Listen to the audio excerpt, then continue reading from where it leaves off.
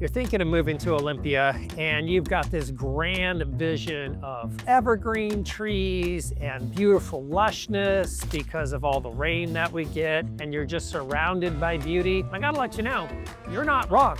However, there might be a little bit more information that you need to prepare yourself to get here. So we're gonna go over that together. That's right, we're Joe and Charity, and we're local realtors, and every week we're helping people like you make informed moves to the Pacific Northwest.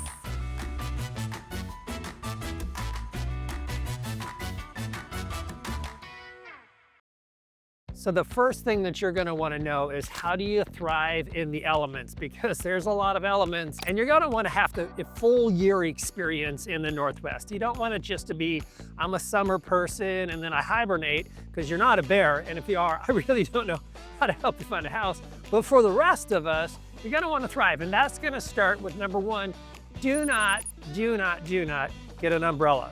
That's not thriving. Don't do it. What you're gonna want is a mix of raincoats. So some of them are thin for kind of the warmer days. Some of them are really thick for like when it's just cold and miserable and horrible. Because all year long, you're gonna wanna enjoy this. I have, I think, in the range of 10 to 15 coats. Or 75. I mean, or maybe that's shoes. It's hard to say sometimes. And my daughter-in-law has a lot too, because when I find one that I think is gonna work, but then it ends up not working, she usually gets them. But really, you are going to need one for every slight dip in temperature or slight increase in temperature, because if you get just the shell of a raincoat, it's not gonna work for you for all the seasons, because it can be really cold and rainy, but it can be sort of mid-range warm and rainy. So definitely stock up on the raincoats. Stock up on the raincoats. Besides raincoats, you're gonna wanna be mentally prepared for gray days. Now, we happen to be out, it's early spring. I'm gonna be saying it's just late winter. However, most days at this time of year are pretty gray. Yeah. And it's a mindset thing for sure. It is. And some people that move here from sunnier locations actually end up getting sad, and not just sad and tearful. It's not homesick. That's a different type of sad. No, it's seasonal affective disorder, which is a real thing when you don't get enough sun, you don't get enough vitamin D. So there's lamps that you can get to help out with that. And of course, you're gonna wanna stock up on your vitamin D, because almost all of us here in the area have to take a little bit extra and get out when it's sunny. Like, that's the way to thrive. Is today. It's gorgeous and sunny. Yesterday it was cloudy, but there is still some sunlight that comes through the clouds. So even on those days, get out. And one of the other elements that you have to be ready for is the darkness in the winter. It starts to get light really quickly after the winter is over, and then we get these beautiful long days, and in the summer it's long and very light until 10 or 10:30. But in the middle of winter, oh wow, that 4:30 it's dark. Yeah, and if you're not ready for that, it does kind of catch you off guard. It just kind of feels like, do I just live in a cave? No. But for about a month and a half you do. Yeah. So be prepared, but you can thrive, and then find things to do inside and cozy. So go to your favorite coffee shops together with your friends. Yeah. Read a bunch of books during that time. Right. All the things that you can do when it's murder mysteries, you know, all of this stuff. So besides learning to thrive in the elements, you're gonna wanna get indoors. And so let's talk a little bit about housing, what to expect about housing, what to be prepared for. The first thing that comes up a lot of times is this idea of, you're looking at a home online and it says septic system. Now, depending on where you're at from the country moving in here, this might seem like a foreign, antiquated, like, what, do people really do that still? Well, further you get out west, and especially out here in the Northwest, cities like Seattle, for sure, are all hooked up to public systems. However, septic systems not uncommon, so it's not something to be scared of. Matter of fact, the home we live in was built in 1961, and it's still functioning today, so it's not something to be nervous of as much as just to be aware of that it's really not uncommon. Yeah, and just educate yourself on it. The Public Health Department has a lot of information on septic systems and how to make yours thrive also, so be aware of that.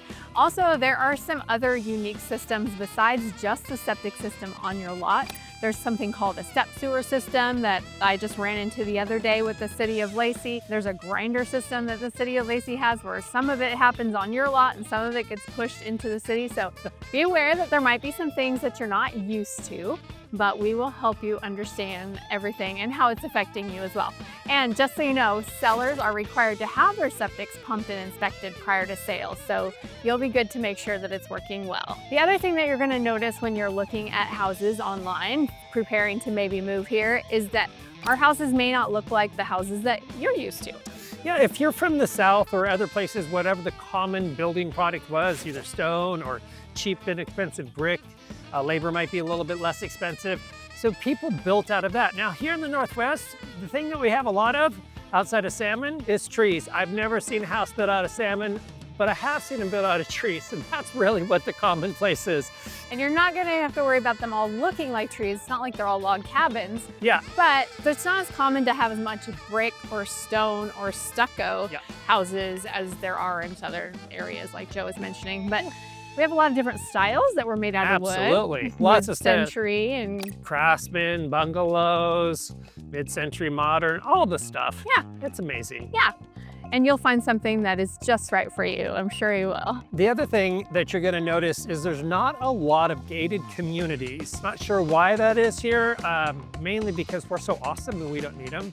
Maybe that's it. Maybe that's it. I can think of one that's Yeah, around there's a one of the couple. golf courses, and some of the other cities around here though, like Phillip and Spanaway, have some more of them, but a lot of times the gates aren't even locked during the day, so I don't know what the point is. But Outside of a couple in Gig Harbor, those are locked. Just want you to yeah, those ones are.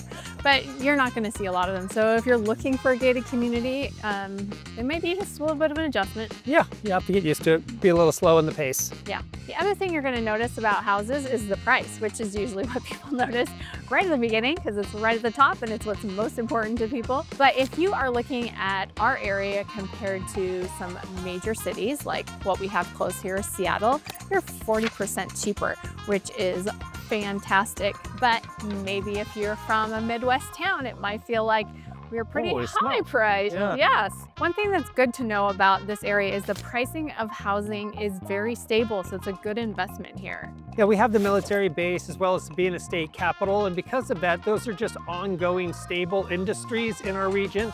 That really does help affect the price point. Also to note, you can get cheaper, because you can look online like, oh my gosh, really expensive. Well, if you're a little bit away from downtown Olympia area, you get down into Slawter, you head down a little further south or east or west of Olympia, the price is going to be a little bit cheaper. Now notice I didn't say north because you're going to go over the military base, get up into Tacoma and head in that direction, the prices are going to go up. Yeah, so there's good options for you, especially if you are kind of feeling drawn to the Olympia area, but then you do need a little bit less of a price point. It's okay. You can spread out a little bit and find you something in pretty much any price point. So after you've got your raincoats and you've picked out your house, you're going to want to know, what is the culture here? What is the vibe? What does it feel like in this area? That's a really good question. I would say something to know about the culture is that it's purple. What do I mean by purple? Because I actually think I might have coined that. It's a combination of red and blue. Because we're a state capital, Washington State is a blue state for the most part, but you do have Eastern Washington, which is far more red. But this combination of a state capital is that both sides are here. And one of the nice things about that is we figured out how to get along, I think, pretty well. We have lots of friends that are on the red side, lots of friends are on the blue side, and there is this nice way we just get along in, I think, a pretty civil way. And that is part of the culture here because Olympia is very inclusive and people get to express themselves and be themselves. And I think it's wonderful. When you come to Olympia, you're going to notice, like Joe said, it's very expressive and very individual. Everybody do what you think is best for you and how you want to live your life and express yourself. So it's great that we have the freedom to do that and that the neighbor next door is, you know, happy to do his thing, you're happy to do your thing, and everybody figures out how to get along, and it blends red and blue together and makes purple. So there you go, be purple.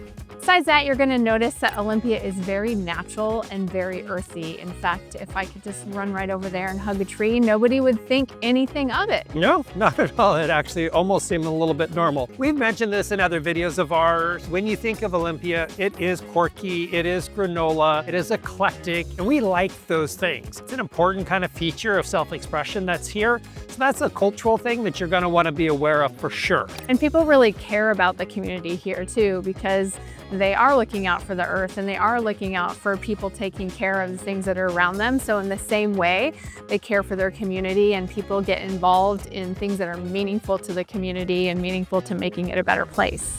So you got your raincoat, you got your hat, you know what culture's like here, but you also need to know how to enjoy what is here in this amazing city. Olympia has lots to offer, and one of them is a very fun and eclectic art scene.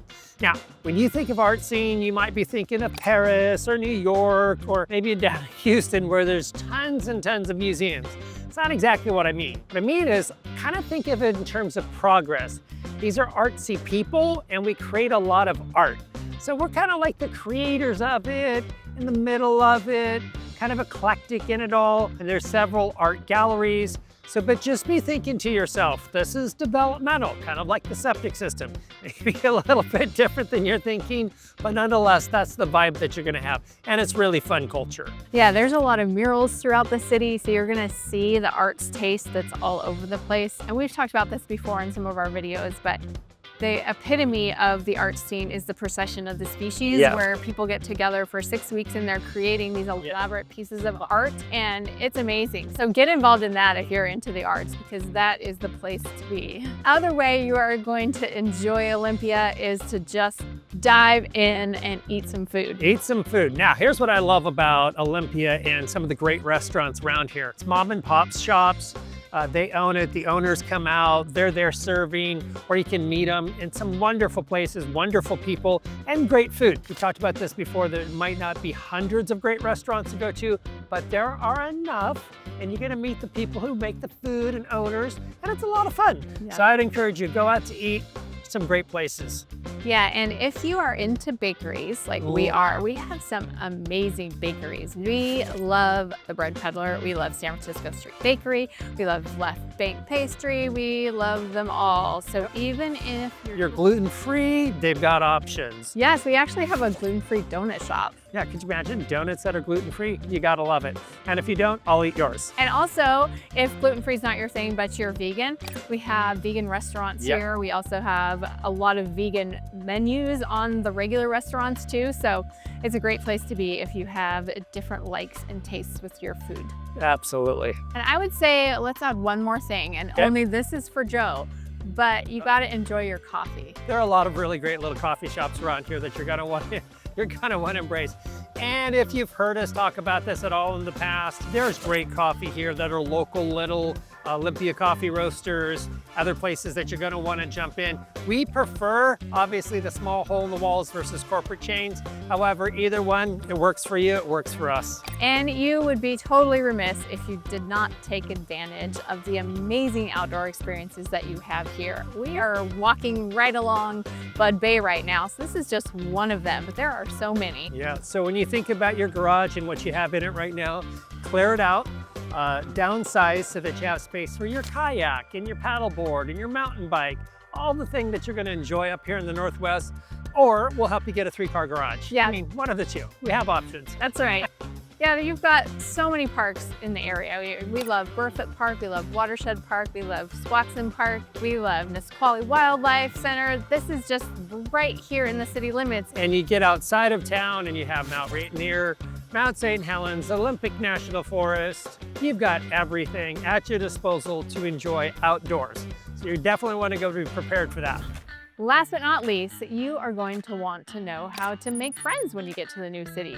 You may have done this before in a new city that you moved to, but Olympia, I think, is a little bit unique. So one of the ways that I think is a great way to make friends is to join a meetup or a Facebook group. I don't know if you've ever used Meetup before, but I have a meetup called Moms of Teens and Tweens, which is kind of a cheesy name, but it's around a group of people with a common interest, and we get together once a month and go out to dinner, but there's hundreds of meetups for every different thing. I mean, you could be into food, you could be into psychedelics, you could be into basically anything.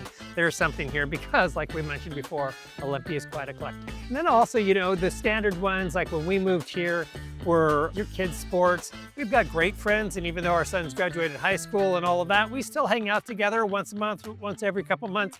So they are really just wonderful people that you're gonna wanna get out and connect with for sure. Yeah, one of the other places where you can find connections would be if you're in the business sector at the Chamber of Commerce. Yes, this is a good Chambers of Commerce. They actually chat a lot, have a lot of events, and are obviously, once again, wonderful people. Another way to get to know is like, we have friendly neighbors, and a lot of neighborhoods are similar to ours where they have barbecue events in the summer or some type of big garage sale. And what a wonderful way to get rid of all those things and make space for your kayak. So you're gonna have good options. And making friends along the way. Another great place to make connections is if you're a part of a faith community. There are wonderful churches around here to get involved with and youth groups for your kids, so that's a good one. Yep, nonprofits. We volunteer at a couple different nonprofits, which are fun. We've made some great friends from that, which we really appreciate, because if you're into something, there's somebody behind that cause. There's also community action groups, so people that care about picking up litter, or people that care about being involved with politics. There's all kind of community action groups that you can get involved in as well. And then the Parks and Recs. There are a lot, not just like the TV sitcom, there are a lot of events quarterly that will come out mailed to your house. If things come up that you could sign up for and be a part of and meet new people. It's really nice. Moving to a new area can be overwhelming, but we've shared several ways that you can just dig right in and make yourself feel at home. We help people with this every week, so we are here to make your transition as smooth as possible. Feel free to just reach out to us on that number below. You can call us or text us, or if you look in the link in the description, you can jump on our calendars. And if this video has been helpful for you, then just keep watching because you're gonna like the next one.